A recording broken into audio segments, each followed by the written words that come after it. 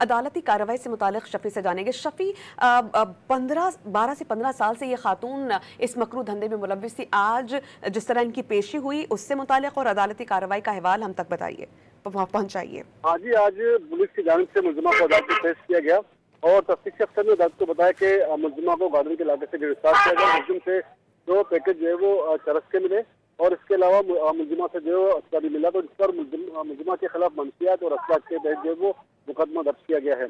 और तफ्तीशी अफसर की जानिब से अदालत से मुलजिमा के 14 रोजा जिस्मानी रिमांड की इस्तदा की गई और अदालत को बताया गया तफ्तीशी अफसर की जानिब से कि मुलजिमा से मजीद तफ्तीश करनी है और मजीद गिरफ्तारियों का भी इम्कान है, लिहाजा मुलजिमा की मजीद जिस्मानी रिमांड दी जाए। इस पर अदालत में जो है वो तफ्तीशी अफसर की इस्तदा मुस्तरद की और मुलजिमा को जेल कस्टडी, दूसरे कस्टडी पर जेल भेज दिया। अदालत ने आइंदा समात में तफ्तीशी अफसर को जो है वो मुकदमे का चालान पेश करने का हुक्म दे दिया है। और इस दौरान जो है वो पुलिस की जानिब से अदालत को पुलिस की जानिब से मौके पर तैयार किया है कि मुलजिमा एक जो है वो एक पूरा नेटवर्क है इनका, जो इस तरह से जो मजीद जो औरतें भी इस मंशियात के धंधे में मुलव्विस है, न सिर्फ गार्डन के इलाके में बल्कि जो शहर का पोश इलाका है में भी इनका एक नेटवर्क बिल्कुल फैला हुआ है, जहाँ पर वो यूनिवर्सिटी और कॉलेज के बच्चियों को भी मंशियात जो है वो सप्लाई करते हैं।